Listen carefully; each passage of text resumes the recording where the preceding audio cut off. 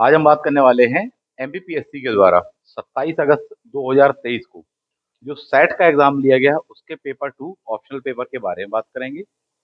ये paper history optional का है और उस पर जो भी क्वेश्चन आए थे वो आप सामने देख पाएंगे और उसके आंसर वगैरह क्या है उन पर बात करेंगे। सीधी बात यह है कि ये उसकी आंसर की है।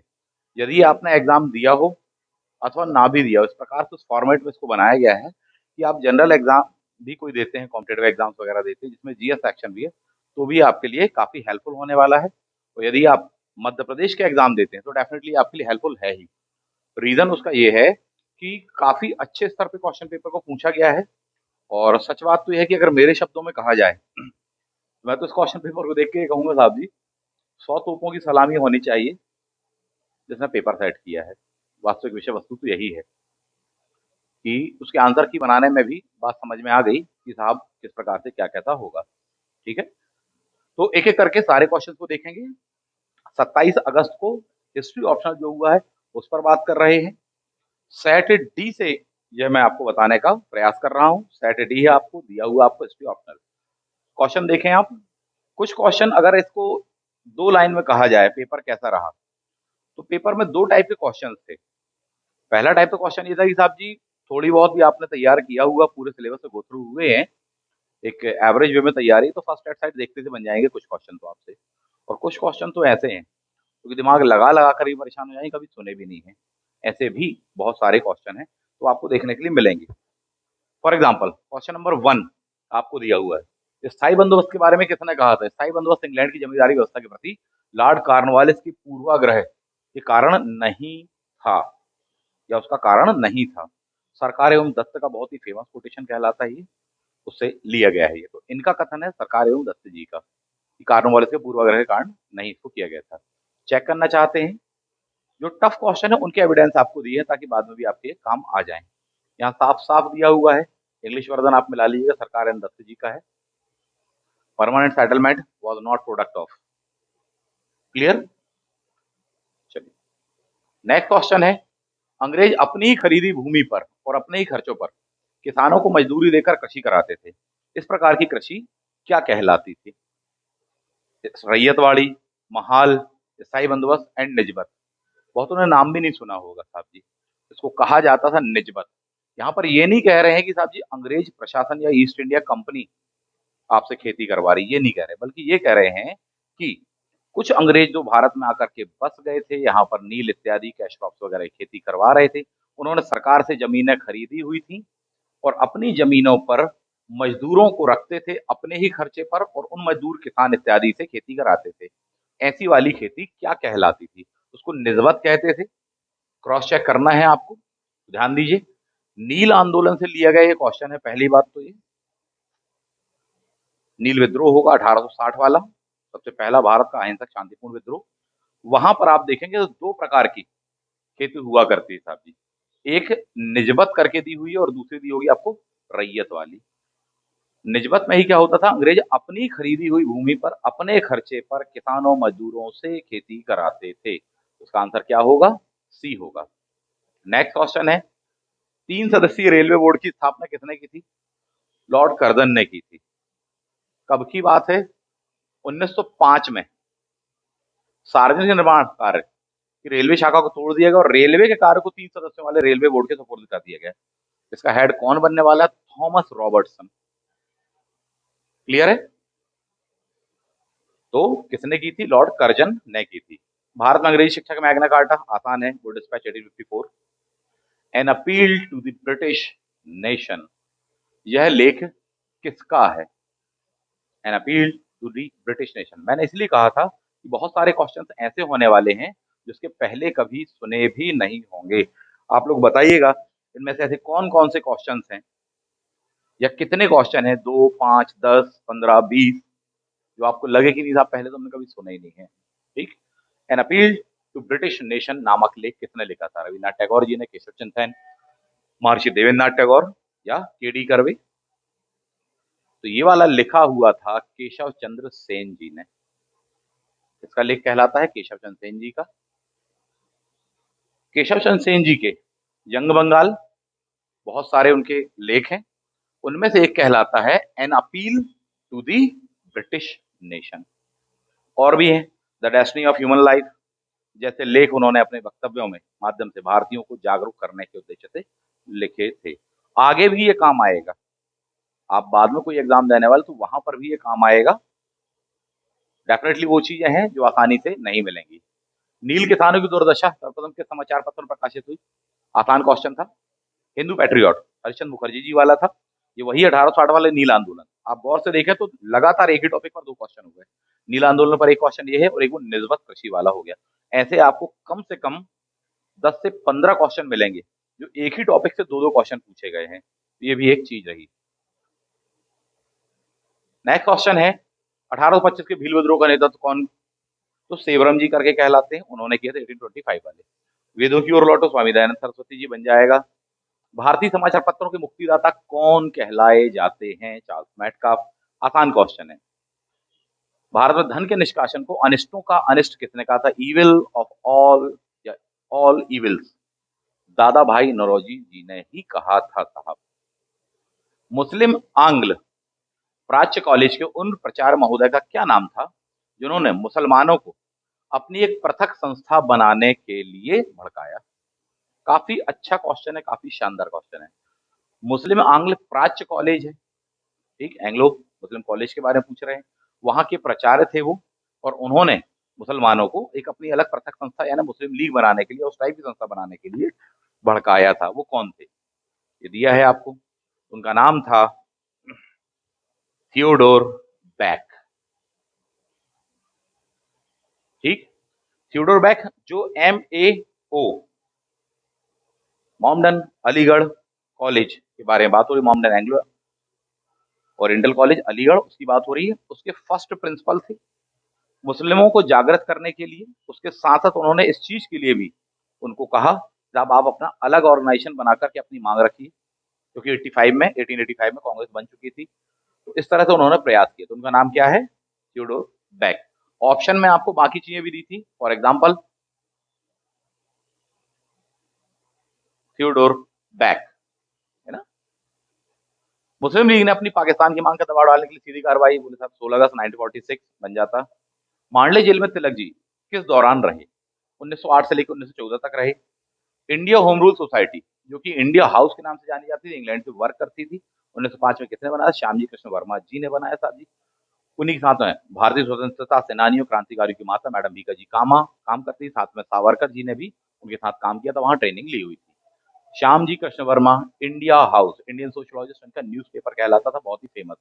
ये मैं आपको इसलिए बता रहा हूँ, खासकर जीएस का पेपर आपको देना हो, चाहे एमपीपीएससी का जीएस का हो, वहां ये हेल्पफुल होगा। और अगर एमपी सेट का पेपर ये है और उसका लेवल ये है, तो आप अनुमान लगा लीजिए असिस्टेंट प्रोफेसर का पेपर जो नवंबर में होने वाला है ऑप्शनल सब्जेक्ट का, वो कैसा होगा। और सभी का पेपर लगभग लगभग टफ ही आया, आपको बता दूं। तो उसके कारण मैं आपको बता रहा हूँ डिटेलिंग साहब, इस तरह से देखिए, इन चीजों को तैयार करिए साहब। ठीक, भवानी मंदिर शीर्षक पुस्तक, इजी क्वेश्चन था। पारिन कुमार घोष। किस गवर्नर जनरल ने कांग्रेस के प्रतिनिधियों को ध्यान के लिए दावत दी थी? ठीक, गार्डन पार्टी दी थी। तो 1885 जब कांग्रेस बनी थी, उसी जमाने में डफरिन हुआ करता था। ठीक, बहुत ही डफर व्यक्ति जिसको मालूम ही नहीं था कि कल को यही अंग्रेजों को खदेड़ देगी संस्था या खदेड़ने में एक योगदान देगी, उनने दिया था साहब। तो लॉर्ड डफरिन। आसान क्वेश्चन है। महात्मा गांधी नमक सत्याग्रह 12 मार्च 1930। अखिल भारतीय कांग्रेस समाजवादी दल, मैक्सिमम पढ़ने वाले को पता होता 1934, बट इस क्वेश्चन में पूछ लिया साहब जी। 34 वाले दो ऑप्शन थे, अक्टूबर की मार्च।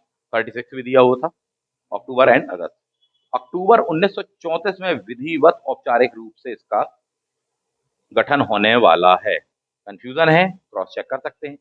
अक्टूबर 1934 में विधिवत अखिल भारतीय कांग्रेस समाजवादी दल का गठन हुआ, जिसमें उसका संविधान निश्चित किया गया तथा कार्यक्रम भी सुनिश्चित किया गया। बन जाएगा।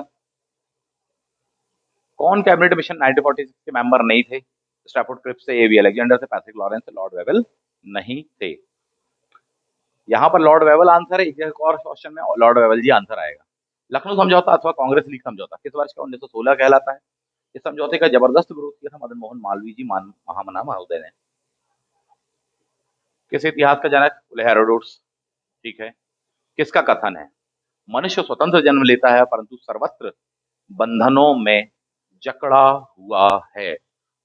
रूसो का बहुत ही फेमस कोटेशन कहलाता है। यह किसका कथन है? इतिहास एक विज्ञान है, इससे कमोबेश कुछ भी नहीं। History science, no more no less. Bury का कथन है, आपको यहां पर बरी लिखा हुआ, दैट इज ब्यूरी।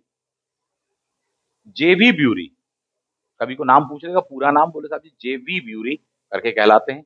इस सिद्धांत को उन्होंने दिया था 1903 में कैम्ब्रिज यूनिवर्सिटी में साहब जी। History science, no more no less साहब जी, ये दिया हुआ है। इतिहास जो है वह विज्ञान है, न कम न ज्यादा। क्वेश्चन जब पूछा गया तो आपसे घुमाकर पूछा गया, इतिहास विज्ञान है, इससे कमोबेश, ऐसा नहीं लिखा कि न कम न ज्यादा, घुमाया है। हर क्वेश्चन में घुमाने का प्रयास किया है, जो इजी हो उनको छोड़ करके। बहुत ही आसान है। ऑरिजिन ऑफ द स्पीशीज पुस्तक, चार्ल्स डार्विन। कौन प्रशासक इतिहासकार की श्रेणी में नहीं आता? ये अच्छा क्वेश्चन था, ट्रिकी क्वेश्चन था, टफ क्वेश्चन भी था। यदि केवल क्वेश्चन के बिहाफ में जो बनाने का प्रयास करता, उस पर विचार करता, उसके लिए बहुत टफ था। लेकिन जिसने थोड़ी बहुत पढ़ा है और ऑप्शन के आधार पर बनाता, उसको बहुत आसान पड़ता है। For example, William Hunter, sir W W Hunter जिनको अपन बोलते हैं, विलियम विल्सन हंटर, क्या थे? इंडियन सिविल सर्वेंट भी थे, हिस्टोरियन भी थे। जेम्स ग्रांट डफ, ठीक, सोल्जर भी थे, साथ में हिस्टोरियन भी थे। एल्फिस्टन, ठीक, ऑफिसर भी थे प्लस हिस्टोरियन भी थे भारत में। तो तीन ऑप्शन पता चल गया कि ये नहीं थे। रांके, सिंपल सी चीज थी। अब ट्रिकी कैसे बना था? अब रांके भारत से संबंधित है ही नहीं। आधुनिक इतिहास के पितामह या जनक कहलाते हैं, एंशिएंट वाले हेरोडोट्स कहलाते हैं। जबकि लियोपोल्ड वॉन रैंके, जर्मनी का यह विद्वान आधुनिक इतिहास का पितामह कहलाता है। अब जो विचारधारा चल रही हिस्ट्री को लेकर के, तो ऐसे लगाना था कि साहब जी रिलेशन ही नहीं आ रहा है कि साहब जी एडमिनिस्ट्रेटर एंड हिस्टोरियन, तो भारत के संदर्भ में है ही नहीं, ना ही एडमिनिस्ट्रेटर। हिस्टोरियन है, रैंके हिस्टोरियन है, बट एडमिनिस्ट्रेटर नहीं है साहब। Decline and fall of the Roman empire नामक पुस्तक काफी प्रसिद्ध पुस्तक थी, हिस्टोग्राफी का क्वेश्चन है। कौन है इस पुस्तक के लेखक? तो गिब्बन महोदय हैं, ठीक, ये है बुक आपकी। एडवर्ड गिब्बन, आगे काम आएगा आपको ये, इसलिए बता रहा हूं, बार बार ये क्वेश्चन आया हुआ है, रिपीटेड क्वेश्चन है। गिब्बन, कौन सी पुस्तक उसके लेखक के साथ में सुमेलित नहीं है साहब जी? ठीक, हिस्ट्री हेरोडोट्स की, यह सुमेलित है। स्टडी ऑफ हिस्ट्री टॉयनबी की, बिल्कुल है। Indian India through the ages Jadunath Sarkar की है, बिल्कुल है। India today and tomorrow, Ramesh Chandra Majumdar. India today Rajani Palme Dutt ji की है, जो कि 1949 में पब्लिश हुई थी। इंडिया टुडे एंड टुमारो, जो कि 1955-56 में पब्लिश हुई थी, वह भी रजनीपाम दत्त जी की है। मार्क्सवादी इतिहासकारों की प्रारंभिक श्रेणी के कहलाते हैं रजनीपाम दत्त।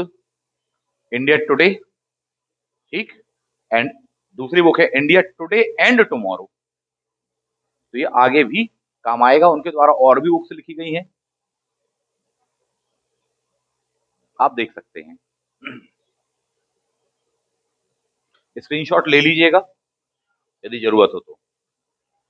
इतिहास मूल है और राजनीति शास्त्र उसका फल है, यह किस विद्वान का कथन है? कथन पर कम से कम 10 क्वेश्चन है, ठीक है। जॉन सी लैक्टनबरी, Arnold Toynbee. John Seeley ji का कोटेशन कहलाता है, इतिहास मूल है और राजनीति शास्त्र फल है। चेक करना है, देख सकते हैं। इसी तारतम्य में सीले का यह कथन उचित ही प्रस्तुत होता है कि इतिहास मूल है और राजनीति शास्त्र फल है।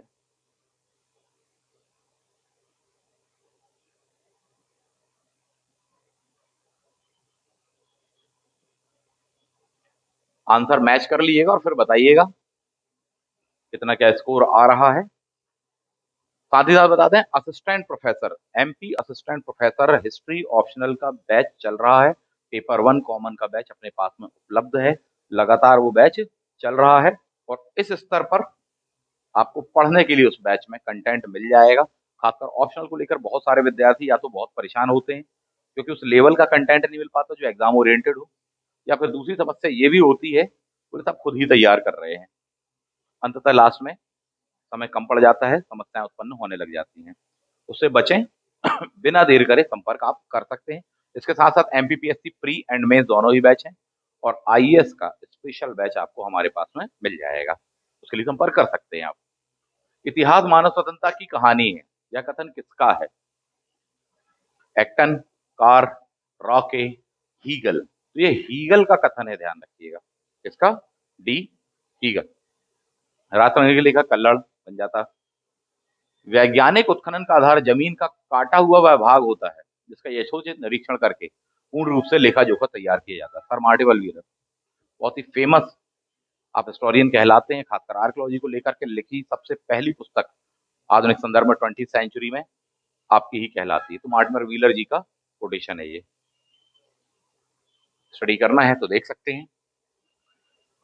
बाय हॉरिजॉन्टल एक्सकवेशन जमीन, ठीक, व्हीलर के अनुसार। जूम कर देते हैं, पढ़ लीजिए। भारतीय पुरातत्व सर्वेक्षण के पहले सर्वेयर कौन थे? Alexander Cunningham surveyor general. Jain Prakrit ग्रंथों का अंतिम संकलन कब हुआ था? तो दूसरी वाली संगति में हुआ था, वल्लभी में हुई थी। बेलन घाटी से चावल उत्पादन के आरंभिक साक्ष्य किस एज के मिलते हैं? 6000 बीसी के मिलते हैं चावल के साक्ष्य, जबकि गेहूं वाले जो साक्ष्य हैं वो 7000 बीसी के मेहरगढ़ वाले कहलाते हैं। तो कंपैरेटिवली थोड़ी सा देखिएगा। किस हड़प्पाई पुरा स्थल की खुदाई में अंडाकार कुएं प्राप्त हुए हैं? 4 ऑप्शन दिए हैं। Oval shaped wells, Mohenjodaro, Harappa, Lothal and Dholavira. तो ये कई जगह मिले हैं, लेकिन जो सबसे खास कहलाता है जिसको लेकर के डाउट नहीं है वो कहलाता मोहनजोदड़ो का। देख पा रहे हैं, जो ग्रेट बात है, आपका वृहद स्नानागार है उसके जस्ट बगल में है ये, और इससे ही पानी जाता था उसमें, तो पूछा उन्होंने, ग्रेट ही बात है और कुछ भी नहीं है। This Oval well is located in room 19 northeast of Great Bath। ठीक, उसे ही पूछा है। कुछ इस प्रकार से दिखता है ये, बाकी सब गोल हैं, ये ओवल शेप में है। कालीबंगा किस नदी घाटी में स्थित है? गग्गर। वैदिक काल की सबसे प्राचीन सार्वजनिक संस्था, सभा, समिति तथा विदत। विदत सबसे पुरानी हुआ करती थी। पौरा जनपद जो है यह मौर्य काल की कहलाती है। ठीक है। महाभारत में 16 वर्ष की आयु को वधु कहा गया है, किसे? 4 ऑप्शन। ठीक, नागानिका यानी जिसकी आयु 9-10 वर्ष हो गई हो उसको नागानिका कहा जाता।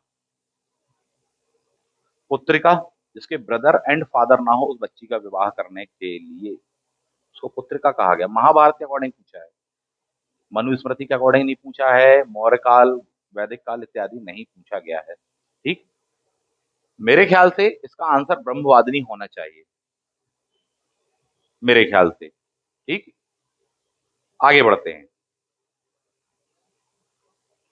वृहत पाषाणिक समाधियां जो मध्य और दक्षिण भारत की विशेषताएं, इसके आरंभिक उत्खननकर्ता कौन कहलाते हैं? मीडोज, टेलर कहलाते हैं। स्टडी करना चाहते हैं कर सकते हैं। मेगाकल्चर ऑफ इंडिया 1873, मीडोज, टेलर। अगला क्वेश्चन है, पृथ्वी सूक्त भूमि के महत्व को स्पष्ट करने वाला पहला संदर्भ है, किस वेद से संबंधित है? ऋग्वेद, यजुर्वेद, सामवेद या अथर्ववेद? दैट इज अथर्ववेद से संबंधित है पृथ्वी सूक्त।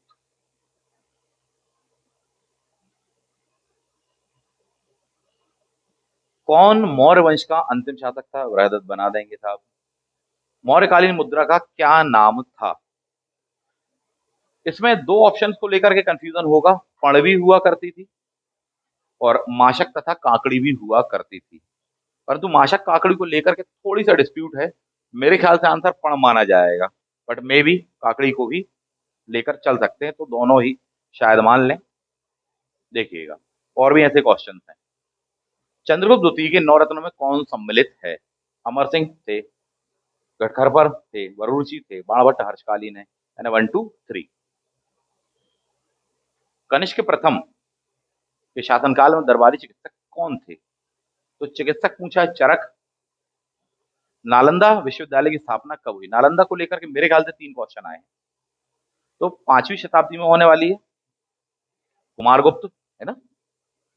एक क्वेश्चन नालंदा वाला ये हो गया। नालंदा में पीतल की चादरों से निर्मित मठ का निर्माण किसने करा था? ये ट्रिकी क्वेश्चन था। जब आपको पता है कि नालंदा 5th सेंचुरी में बना है, ठीक है, तो अशोक तो करवाया नहीं होगा क्योंकि वो तो बीसी में है, 269 बीसी राज्यारोहण, तो अशोक नहीं होगा, गलती से ऐड हो गया है ये। पुष्यमित्र शुंग भी 184 बीसी भरदत्त की हत्या करता, तो वो भी नहीं होगा। कनिष्क पहली शताब्दी, वो भी नहीं होगा क्योंकि 5वीं शताब्दी बन रहा है, तो डेफिनेटली कौन होगा? हर्षवर्धन होगा। ठीक है, तो इसका आंसर क्या होगा? इसका आंसर हर्षवर्धन यानी कि डी होगा। अशोक गलती से रेड हो गया है, टाइपिंग के दौरान में शायद हो गया होगा। नेक्स्ट क्वेश्चन पर आते हैं। किस विद्वान ने चंद्रगुप्त प्रथम को गुप्तकालीन मुद्रा काला का जन्मदाता मानने से मना किया है? बोला नहीं साहब जी, समुद्रगुप्त ही है, चंद्रगुप्त फर्स्ट नहीं है। उनका नाम है एलन। काफी अध्ययन किया है आपने एलन ने और अल्तीकर महोदय ने गुप्तकालीन मुद्राओं पर। तो एलन महोदय ने इन सबकों को मानने से मना कर दिया। बोला साहब जी ये चंद्रगुप्त प्रथम संबंधित नहीं है। किससे संबंधित है? बोले साहब समुद्रगुप्त से संबंधित है। अपने माता पिता की स्मृति में उसने प्रिंट करवाए थे या बनवाए थे। कौन सा स्थान प्रारंभिक गुप्तकालीन मंदिर के लिए जाना जाता है? तो नचना कोठार पार्वती मंदिर। सांची वृहद स्तूप का निर्माण किस शासक के काल में हुआ? अशोक ने बनवाया था। मौर्य प्रशासन पर किन ग्रंथों में चर्चा की गई है? अच्छा खासा क्वेश्चन है और बहुत टफ क्वेश्चन है, बहुत ट्रिकी क्वेश्चन भी है, मजेदार क्वेश्चन। ठीक, आपसे यह नहीं पूछा कि मौर्यों के बारे में जानकारी आपको कहां कहां से, किन किन सोर्सेज से मिलती है, ये नहीं पूछा है। उनने कहा है मौर्य प्रशासन यानी एडमिनिस्ट्रेशन कहा है। तो मौर्य प्रशासन की जानकारी या तो कौटिल्य के अर्थशास्त्र में मिलती है या तो मेगास्थनीज की इंडिका में मिलती है ना। मनुस्मृति में नहीं मिलती। कल्लड़ की राजतरंगिणी मौर्य प्रशासन की जानकारी नहीं है। अशोक ने श्रीनगर बताया था, मौर्यों की जानकारी है, मौर्य प्रशासन की नहीं है। ठीक है, पतंजलि के महाभाष्य में नहीं है। परिस्थितियों संबंधी जानकारी, प्रशासन की इंफॉर्मेशन नहीं है। तो केवल और केवल किसमें मिलती है? कौटिल्य का अर्थशास्त्र दिए गए ऑप्शन में, मेगास्थनीज की इंडिका इत्यादि वगैरह नहीं दिया है। क्या होगा आंसर? डी होगा, ओनली 1। अरब लेखकों द्वारा प्रतिहारों को कुछ खास संबोधन से पुकारा जाता था, वह शब्दावली क्या थी? गौर करिए, 700 से लेकर 1200 एडी का इतिहास काफी पूछा जा रहा है, चाहे सिंध का आक्रमण हो, चाहे अरब आक्रमण बोल लीजिए आप, मोहम्मद बिन कासिम, ट्रेवलर्स के बारे में बात कर लें, क्वेश्चन आ रहे हैं उनकी बुक्स वगैरह को लेकर क्वेश्चन पूछ रहे हैं एमपीपीएससी, चाहे एमपीपीएससी प्रीलिम्स परीक्षा हो सिविल सर्विसेज वाली, चाहे स्पेशल एग्जाम हो आपका सेट का। क्या संबोधन था? रूमी, बलाहार, अल जुर्ज या कुरूती? तो ध्यान देने वाली बात है, अल जुर्ज गुर्जर प्रतिहार इनको कहा जाता था। इस क्वेश्चन की ब्यूटी ये है कि अल जुर्ज को जुर्ज लिखा है, जुर्ज भी कहा गया है, साथ में ऑप्शन में बलाहार भी दिया, ये इसकी ब्यूटी है। बलाहार उनको कहा है अरबों ने जिनसे उनके मित्रवत प्रेमवत सम्मानित संबंध थे, यानी मित्रों को कहा है साहब। जबकि इनके साथ में मित्रवत संबंध नहीं थे अरबों के, क्योंकि उन्होंने ही द्वारपाल की भूमिका निभाई है और अरबों को भारत में घुसने नहीं दिया है, इसलिए उनको ये वाले वर्ड से संबोधित किया गया, गुर्जर को जुर्जर जुर्ज करके कहा हुआ है। ऑप्शन में दोनों दिए थे, बलाहार भी दिया था, बलाहार राष्ट्रकूटों को कहते थे वो मान्य खेत के, जबकि गुर्जर प्रतिहारों को जुर्ज कहते थे। जावा के किस राजा ने देवाल के पास में नालंदा मठ में 5 गांव का अनुदान के लिए राजदूत भेजा था? तो शैलेंद्र वंशी शासक बालपुत्र देव थे जिन्होंने भेजा था। इजी क्वेश्चन था ये। चोल काल में उच्च अधिकारियों को क्या कहते थे?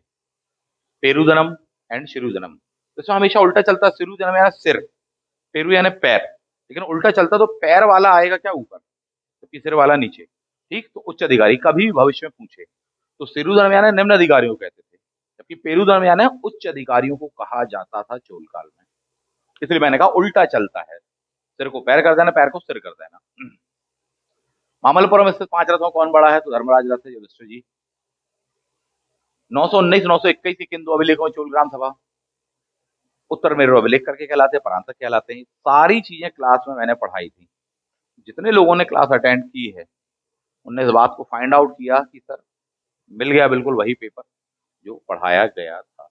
इसलिए मैंने कहा कि रिलेवेंट और क्वालिटेटिव आपको मिलेगा, भले ही उसका एडवर्टीजमेंट वगैरह हम लोग ना दे पाते हो या उतना नहीं करते हो मार्केटिंग वगैरह पर यह कि ईमानदारी से पढ़ाते हैं सर, और बोल रहे हैं तो ईमानदारी से पढ़ाएंगे, अच्छा पढ़ा देंगे।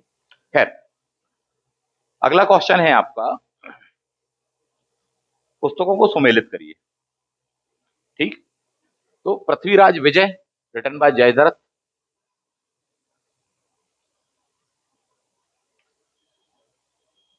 नव सहसांक चरित पदमगुप्त परिमल, विक्रमादित्य चरित आपको दिया हुआ है बिल्लड़ विक्रमादित्य 6 के लिए बात हो रही है, दैट इज बिल्लड़। इतने बना देते बी आंसर होता आपका। क्वेश्चन जरूर कठिन था पर ऑप्शन आसान थे, एक दो भी मालूम है आप उतने बना सकते थे। कश्मीर क्षेत्र की प्रसिद्ध रानी का नाम क्या था? रानी जिद्दा। बर्टन स्टील द्वारा विखंडित राज्य का मॉडल चोलों में ही मिलेगा, विजयनगर काल में भी आप इसके बारे में पढ़ते हैं साहब जी, बर्टन स्टील। और कहीं ना कहीं विजयनगर के पतन में वहां की वो जो नायंकर व्यवस्था थी, सामंतवाद, वंशानुगत इत्यादि को जाना, वह जिम्मेदार थी, वही कहलाता विखंडित राज्य का मॉडल। यह किस विद्वान के अध्ययन से प्रेरित था? ये साउथ हॉल के अध्ययन से प्रेरित था। Propose by very first, this idea by Aidan Southall. Alberuni के अनुसार भारतीय सामाजिक सांस्कृतिक जीवन के बारे में कौन से कथन सत्य है यानी कि सही है? रामनवमी, शिवरात्रि हिंदू के दो महत्वपूर्ण त्योहार। यस।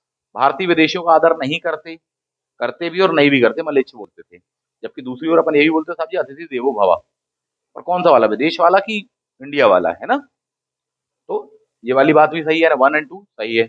भारतीयों की प्रत्येक सत्तात्मक पारिवारिक व्यवस्था। यस।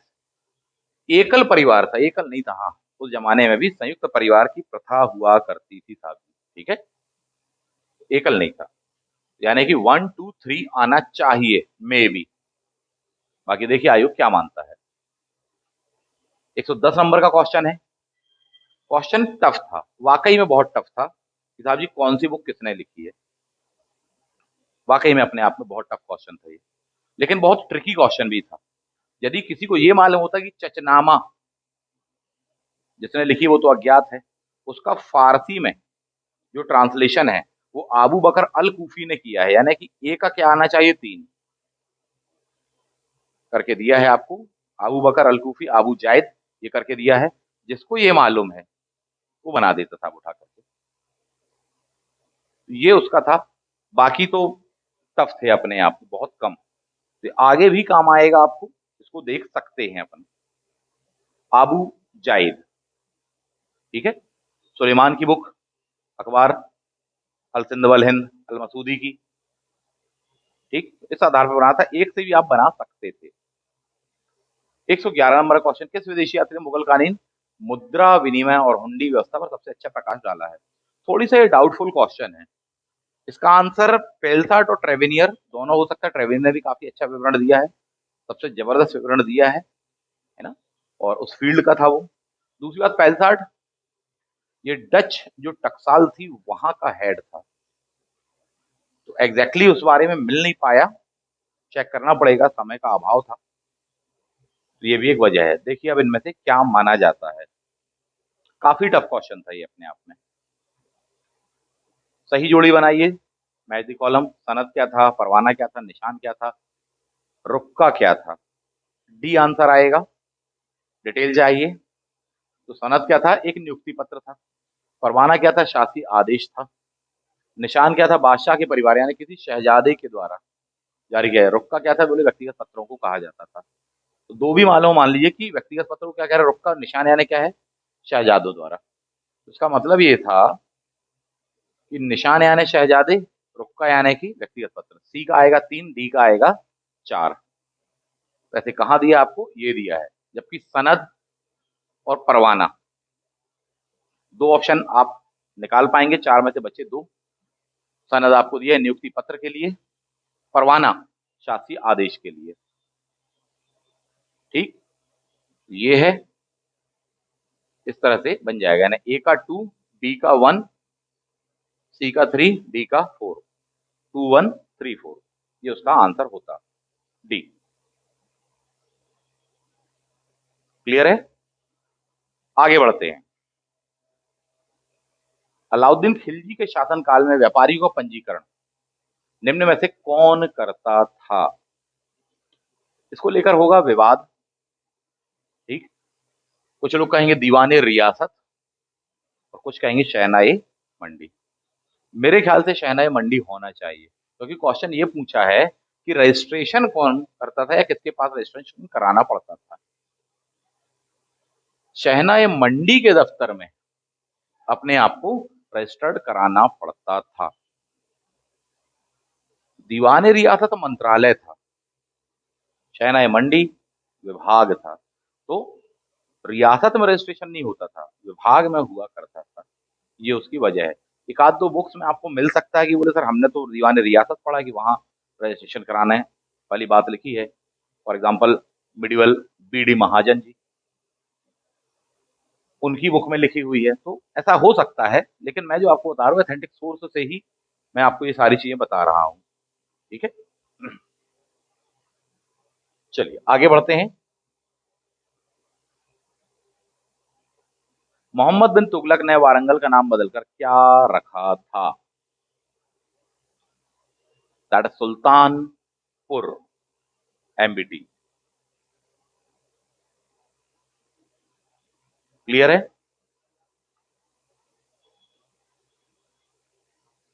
किसने राजस्व का वार्षिक अनुमान करवाया था? एफएसटी। एफएसटी पर 3 क्वेश्चन है, नालंदा पर 3 क्वेश्चन है, तो एफएसटी ने कराया था,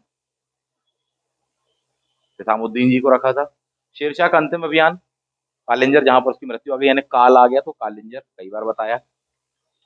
किस त्योहार को जहांगीर निगाहदाश्त कहता था? 27 अगस्त को आपने पेपर दिया, 30 31 तारीख को आपको मनाना ही था, रक्षा बंधन। ठीक, उसको कहा जाता था दैट इज निगाहदाश्त करके कहा जाता था। हुमायूं, अकबर, जहांगीर ये इसमें पार्टिसिपेट करते थे और मनाते थे साथ ही। अकबर तो भरपूर, अपन देखें उसका पूरा दिन चला जाता था। निगाहदाश्त। उड़ीसा के सूर्यवंशी गजपति वंश का संस्थापक कौन था? कपिलेंद्र थे। इस क्वेश्चन में जो टफनेस थी वो ये थी साहब जी, सेकंड नंबर का शासक पुरुषोत्तम था, कपिलेंद्र के पश्चात में जो आता है। ऑप्शन ए में दिया हुआ था, तो पढ़े हुए वाले स्टूडेंट को लगेगा कि साहब मैं ये भी पढ़ गया हूँ, ये भी पढ़ के आया हूँ। ठीक, तो घुमाने का प्रयास किया गया था, सटीक जिसने अच्छे से पढ़ा हुआ है बना देता।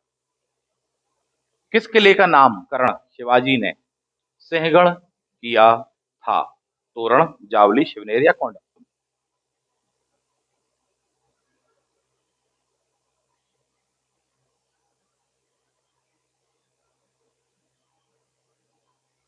तो दैट इज कोंडाना का किला। तानाजी मुलतान ने जीता था, उन्हीं के नाम पर अपन है ना सिंहगढ़। किसने दिल्ली पर आक्रमण किया था इनमें से? तो बाजीराव फर्स्ट ने किया था 1937 में। पेशवा विश्वनाथ भी दिल्ली आए थे, दिल्ली की संधि हुई थी सैयद बंधुओं से, परंतु वो अटैक नहीं था, इसलिए विश्वनाथ नहीं होगा, क्या होगा? ये तो दिल्ली की संधि 1719 अपन लगाए, बाजीराव फर्स्ट होगा 1737। दिल्ली पर आक्रमण तथा भोपाल का युद्ध, बाजीराव बिजली गति से पहुंच जाएगा, 500 घुड़सवारों को लेकर घुस जाएगा सर, और 3 दिन में वहां वो रुकेगा, सारी चीजें। तो दिल्ली पर आक्रमण, सीधा सीधा वर्ड ही आपसे पूछा, दिल्ली पर आक्रमण, बाजीराव फर्स्ट। मुगल काल में अभाव क्या होते थे? अतिरिक्त कर होते थे, सरकारी अधिकारी ही लेते थे, जमींदार वगैरह। सराय दल की नियुक्ति किस सुल्तान ने की थी? अलाउद्दीन खिलजी। अलाउद्दीन खिलजी पर 2 3 क्वेश्चन हो गए। ठीक, चाहे शहनाई मंडी वाला क्वेश्चन हो चाहे ये वाला हो। किस शासक ने तुंगभद्रा के दक्षिणी किनारे पर अनेगुंडी नगर की स्थापना की थी? ना तो वीरबल्लाल थर्ड ने की थी, ना हरिहर द्वितीय ने की थी, ना तो विरूपाक्ष ने की थी। इनमें से कोई नहीं, क्योंकि ये अत्यंत प्राचीनतम नगर है अनेगोंडी, काम्पिली जिसको कहा जाता है। बहुत ही पुराना कहलाता नगर, पूछा है दुर्ग नहीं पूछा है। राजधानी बनाया था विजयनगर के फर्स्ट शासकों ने, हरिहर ने। ये नहीं पूछा कि साहब जी हरिहर ने 7 साल तक अनेगोंडी से शासन किया, 7 वर्षों तक उसकी राजधानी रही। ये नहीं पूछा कि राजधानी किसकी रही, ये पूछा नगर किसने बताया। वो पौराणिक काल का कहलाता है। ऐसा माना जाता है इसी जगह पर जो पर्वत है अंजनेय, वहां पर भगवान हनुमान जी का जन्म हुआ था साहब। यही वह प्लेस है। बाद में उसके पास का ही जो प्लेस है, बाली और सुग्रीव का राज्य, वह कहलाता था किष्किंधा नाम से आप उसको जानते थे। काम्पिली, अनेगोंडी साहब जी। क्लियर है? तो आंसर क्या आएगा? नन।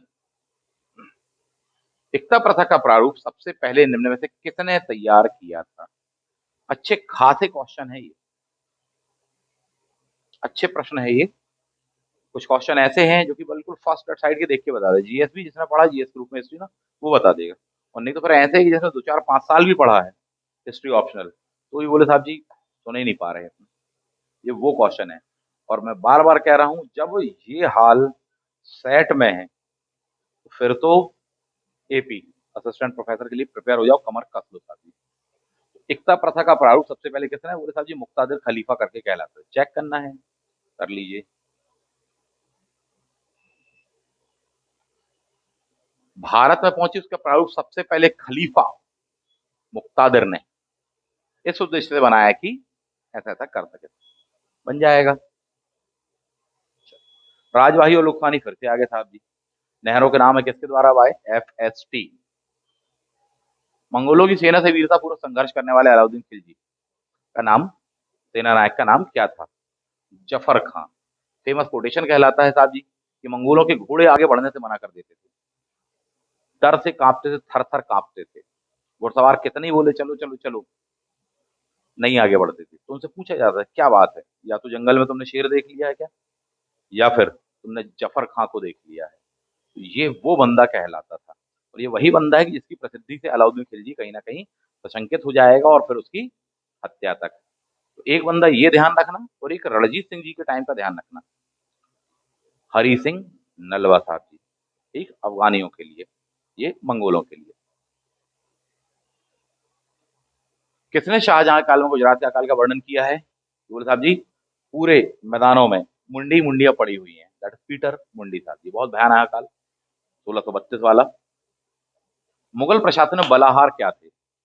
अगर आप गौर करें, इसके पहले जहां पूछा है कि अरबों ने गुर्जरों को क्या कहा है, वहां बलहार दिया है। आप यहाँ बलाहार दिया है, बलाहार किसान हुआ करते थे।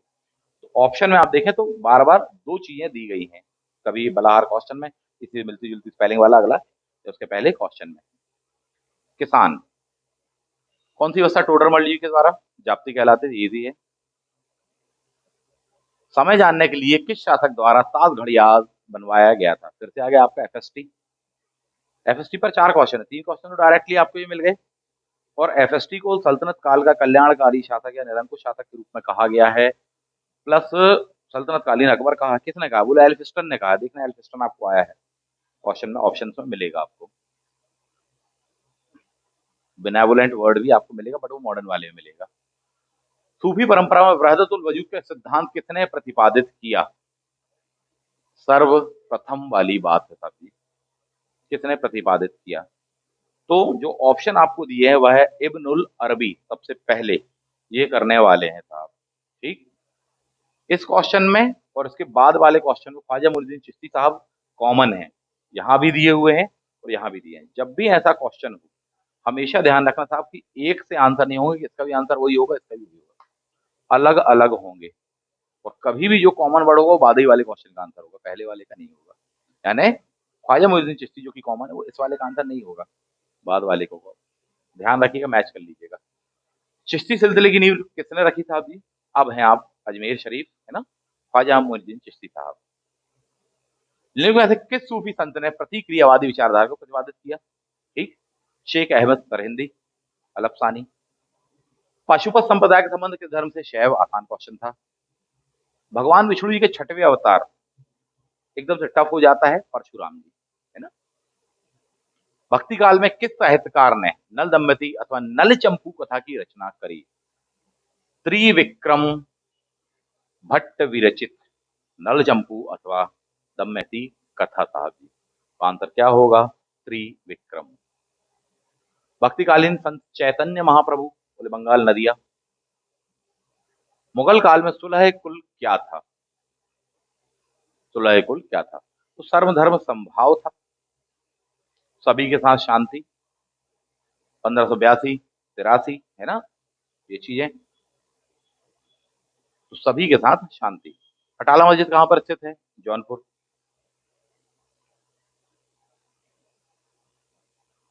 कौन मुगल बादशाह फारस के दो महान चित्रकार मीर सैयद अली एवं ख्वाजा अब्दुल समद को भारत लाया था? हुमायूं। अदर मैंस फ्लावर, ये वॉवेल की कृति है, एक जगह और ऑप्शन में वॉवेल आया था, वहां आंसर नहीं था। Other men's flower, Lord vowel.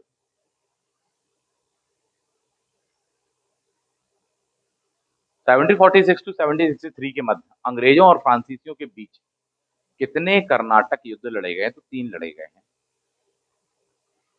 ये भी कोई आसान क्वेश्चन नहीं, कंफ्यूजन हो जाता, 2 लगा दें, हो जाता 2 का।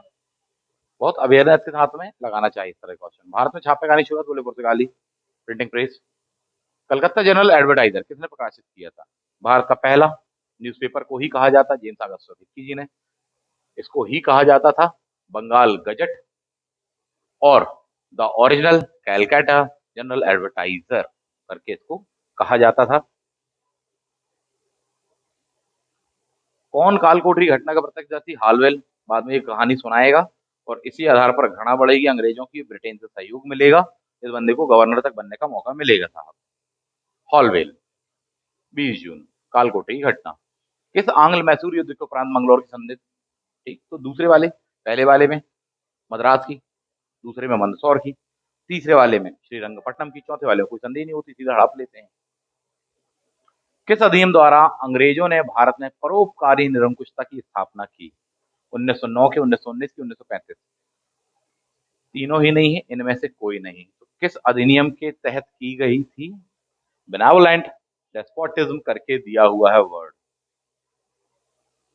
अंग्रेजों ने प्रपोज किया था उसको इससे पहली बार, उदार निरंकुशता, इस नाम से इसको लाए थे, इस चीज को कहा था अंग्रेजों ने। हालांकि 1861 का एक अधिनियम कहलाता है कि हाँ इसके तहत हम आपको देंगे, परंतु वास्तविक रूप से वो आने वाला है 1892 वाले में लागू होगा। ये बिल्कुल वही बात है कि बोले साहब जी निर्वाचन पहली बार कब आया? बोले 92 में, लेकिन वास्तविक रूप से निर्वाचन बोले 1909 वाले में। ये बिल्कुल वही बात है। उदार निरंकुशता, सहयोग की नीति, कौन सा एक्ट कहलाता है? 1861 का एक्ट कहलाता है। नेक्स्ट क्वेश्चन है, ब्रिटिश भारत में किसे स्थानीय स्वशासन का जनक टर्पिन को कहा जाता है? 1857 के विप्लव के दौरान किस नेतृत्वकर्ता या किस व्यक्ति, किस नेतृत्व लीडर के नाम पर 10 सिक्के ढाले गए थे? ब्रिजेश कादर, बहादुर शाह, लक्ष्मीबाई एंड जीनत महल। उनका नाम है बहादुर शाह जफर। आपके नाम पर सिक्के ढाले गए थे, चेक करना है तो कर सकते हैं। सभी विद्रोही नेता बहादुर शाह को सम्राट मानते थे, उन्हीं के नाम पर 10 सिक्के ढाले गए, उन्हीं के नाम पर आदेश भी जारी किए जाते थे उस विद्रोह के दौरान था। सुरक्षा घेरे की नीति की समयावधि क्या थी? ये भी क्वेश्चन था। रिंग फेंस पॉलिसी पूछा है आपसे, ये वर्ड दिया हुआ आपको, रिंग फेंस पॉलिसी। ठीक, खास बात इसमें यह है कि 1765 टू 1813 दिया है, लेकिन ऑप्शन में आपको दिया हुआ है यहाँ पर 1757 से 1813, 1765 नहीं दिया है।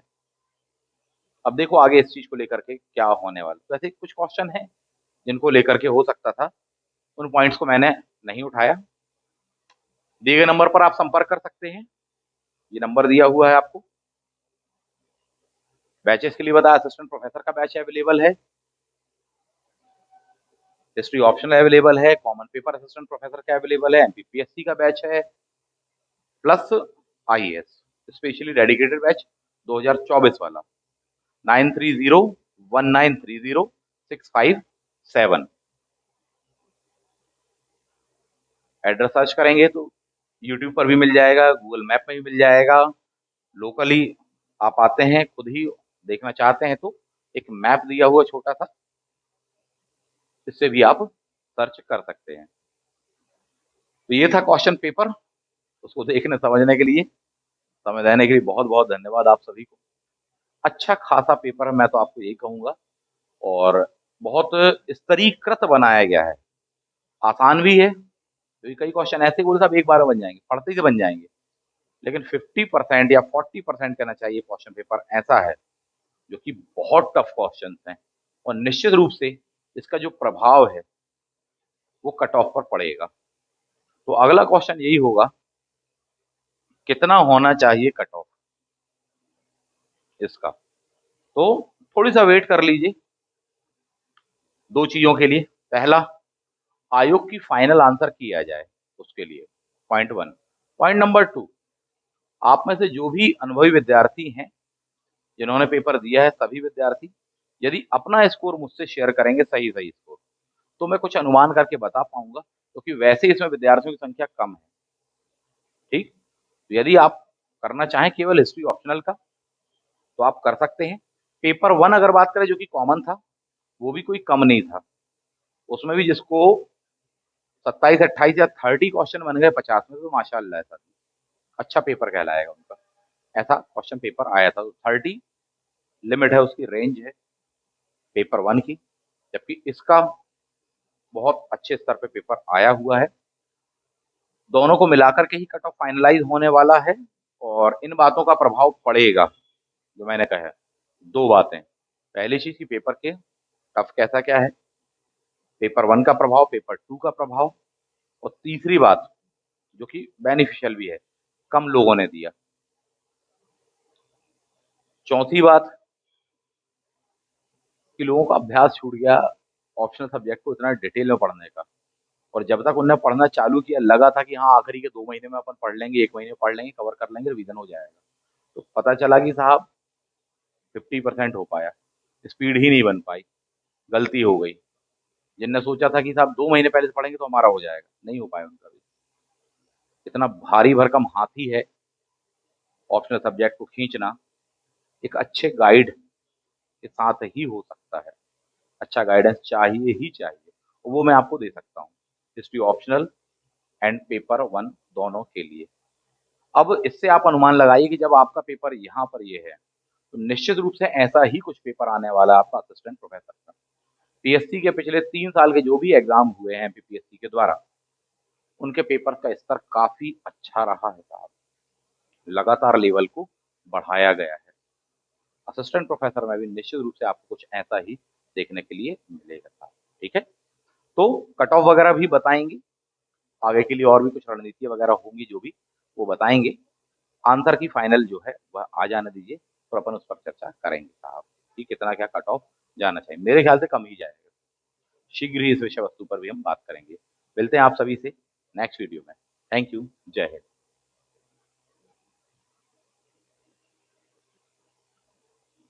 एक बात और कहनी थी, कैसा लगा आपको क्वेश्चन पेपर, अपना एक्सपीरियंस जरूर बताएं। जिन क्वेश्चंस को लेकर के दिमाग में कंफ्यूजन है, डाउट है, कोई चीज है, तो कमेंट बॉक्स में जरूर आप बताइएगा। ठीक है, बहुत मेहनत लगी है इसके सॉल्यूशन को बनाने में, जो अनुभवी लोग हैं वो समझ गए होंगे, क्योंकि एक दो आंसर को ढूंढना मतलब अलग चीज है, 100 क्वेश्चन आपके पास में, पूरे का तो दावा नहीं करूंगा, पर फिर भी मान के चलिए 100 में से 95 96 97 98 क्वेश्चन के आपको एग्जैक्टली आंसर मैंने बता दिया। अब बाकी आयोग के ऊपर है कैसा क्या है, तो आप जरूर बताइएगा आपका अनुभव कैसा रहा। पहली बात तो सेट के पेपर को लेकर के जो बातें मैंने शेयर करी वो आपको कितनी क्या हेल्पफुल हुई, पेपर विथ आंसर की ये जो बताया गया, ये आपको अन्य एग्जामों के लिए यानी कि जीएस वगैरह एमपीपीएससी देना हो, चाहे आईएएस का एग्जाम देना हो आपको, उसके लिए हेल्पफुल हो पाया नहीं हो पाएगा। इसमें जो चीजें आई हैं, कंटेंट आया, फैक्ट्स आया, कॉन्सेप्ट्स आया है, जो मैंने ट्रिक्स वगैरह आपको बताई हुई किस प्रकार से डील करना है, वो कैसा क्या आपको लगा, उस विषय वस्तु के बारे में कमेंट बॉक्स में ज़रूर बताइएगा। जय हिंद।